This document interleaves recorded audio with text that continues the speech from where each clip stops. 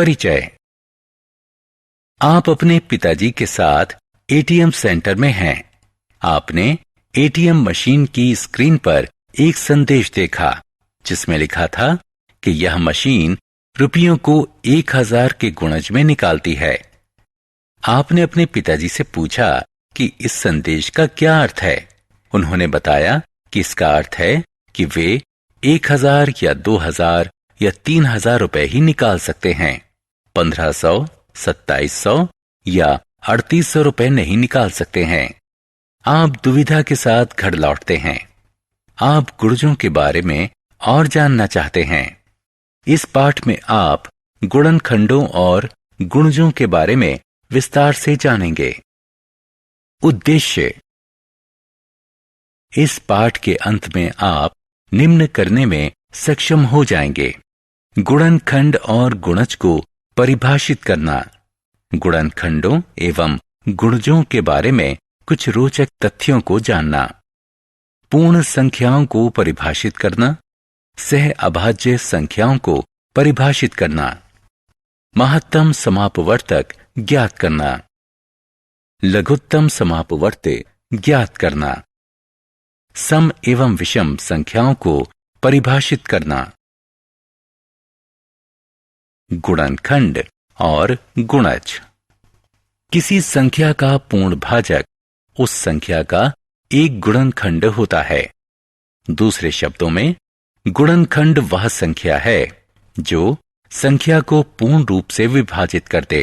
उदाहरण के लिए, संख्याएं 1, 2, 5 सभी 10 के पूर्ण भाजक हैं, अर्थात 1, 2, 5, 10 के गुणनखंड हैं। इसी प्रकार 1, 2, 4 और 8 8 के पूर्ण भाजक हैं। इसलिए 1, 2, 4 और 8 8 के गुणनखंड हैं। आप देख सकते हैं कि किसी संख्या के गुणनखंड सदैव या तो संख्या से छोटे होते हैं या फिर संख्या के बराबर। संख्या 10 2 और 5 का गुणनफल है। यह 1 और 10 का भी गुणनफल है। इसलिए 10 1, 2, 5 और 10 का गुणज है। इसी प्रकार संख्या 8 1 और 8 या 2 और 4 का गुणनफल है। इसलिए 8 1, 2, 4 और 8 का गुणज है। इस तरह हम कह सकते हैं कि कोई संख्या अपने प्रत्येक गुणनखंड का गुणज होती है। किसी संख्या के गुणज सदैव उस संख्या से बड़े या उसके बराबर होते हैं। गुणनखंड एवं गुणज। आइए एक रोचक क्रियाकलाप की सहायता से गुणनखंडों एवं गुणजों को दोहराएं। 1. कुछ लकड़ी की 5 इकाई लंबाई वाली पट्टियां लें। 2. उन्हें एक के बाद एक करके जोड़ें, जैसा कि चित्र में दिखाया गया है। चित्र से यह स्पष्ट हो गया है कि 5, 10, 15, 20 और 25 5 के गुणज हैं। इनमें से प्रत्येक या तो 5 से बड़ी संख्या है या फिर 5 के बराबर। 5 संख्याओं 5, 10, 15, 20 और 25 का गुणनखंड है। 5 इनमें से प्रत्येक संख्या से या तो छोटा है या फिर उसके बराबर। गुणनखंड एवं गुणज के बारे में रोचक तथ्य। यहाँ गुणनखंड एवं गुणज के बारे में कुछ रोचक तथ्य हैं। 1. प्रत्येक संख्या का गुणनखंड है। प्रत्येक संख्या स्वयं का एक गुणनखंड है।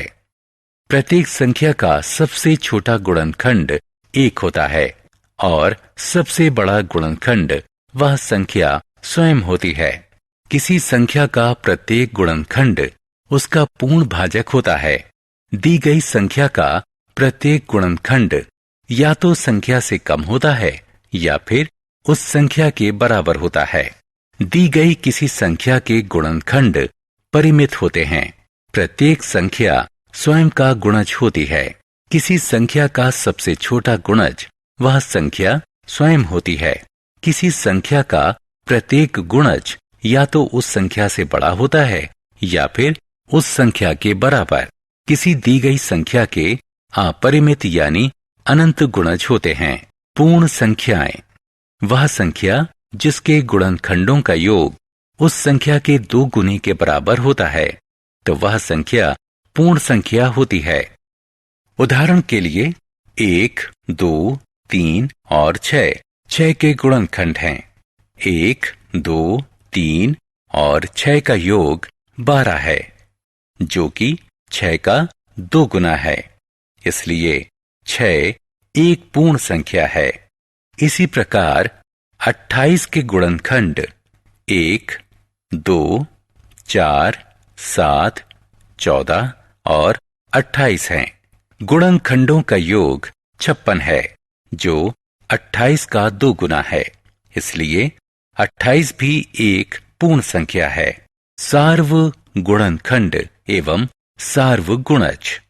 आइए कुछ संख्याओं के युग्म लें और उनके गुणनखंडों का अवलोकन करें। संख्याएं 4 और 32 को देखें। 4 के गुणनखंड 1, 2 और 4 हैं।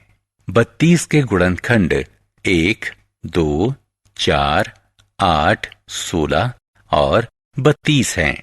4 और 32 दोनों के गुणनखंडों में 1, 2 और 4 सार्व हैं। इसलिए ये सार्व गुणनखंड कहलाते हैं। अब संख्याओं 7 और 9 पर विचार करें। 7 के गुणनखंड 1 और 7 हैं। 9 के गुणनखंड 1, 3 और 9 हैं। 7 और 9 के गुणनखंडों में केवल एक सार्व गुणनखंड है। इसलिए 7 और 9 सह अभाज्य संख्याएं हैं। यदि 2 संख्याओं में केवल एक गुणनखंड सार्व है, तो वे संख्याएं सह अभाज्य संख्याएं कहलाती हैं। 9 और 27 के गुणज देखें। 27, 54, 81 इत्यादि 9 और 27 दोनों के गुणज हैं। इसलिए 27, 54, 81 इत्यादि 9 और 27 के सार्व गुणनखंड हैं। महत्तम समापवर्तक।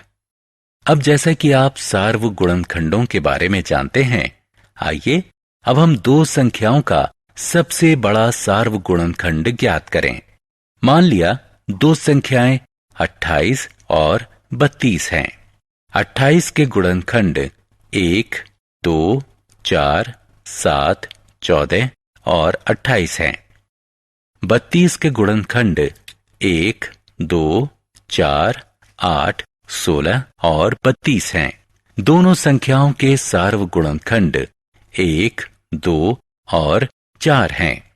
स्पष्ट है कि इन दोनों संख्याओं में सबसे बड़ा सार्व गुणनखंड 4 है। इसलिए दी गई 2 या अधिक संख्याओं का महत्तम समापवर्तक उन संख्याओं में सबसे बड़ा सार्व गुणनखंड होता है। इसे महत्तम सार्वभाजक भी कहा जाता है। लघुत्तम समापवर्त्य। 2 संख्याओं के उन सार्वगुणजों के बारे में स्मरण करें जो दोनों संख्याओं के गुणज थे।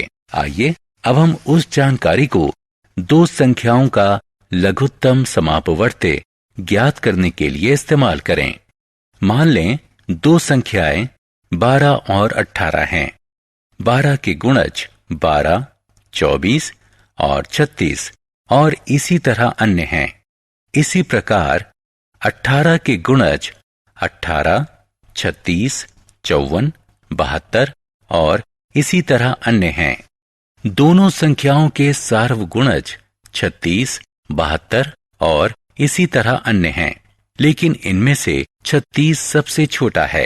इसलिए 12 और 36 का लघुत्तम समापवर्त्य 36 है।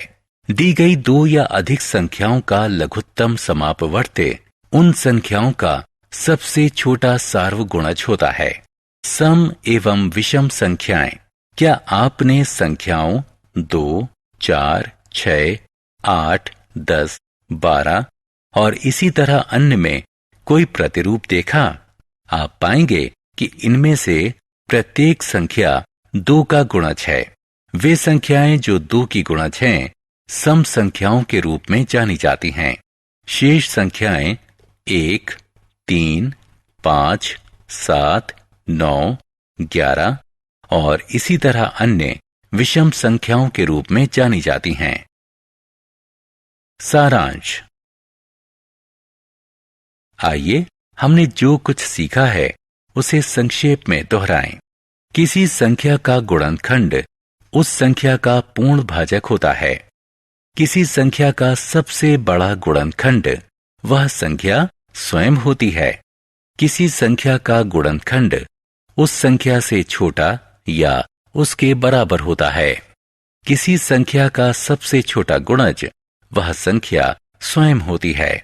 किसी संख्या का प्रत्येक गुणज उस संख्या के बराबर या उससे बड़ा होता है। यदि दो संख्याओं में केवल एक सार्वगुणनखंड होता है तो वे सह अभाज्य संख्याएं कहलाती हैं। वह संख्या जिसके गुणनखंडों का योग उस संख्या के 2 गुने के बराबर होता है तो वह संख्या पूर्ण संख्या होती है।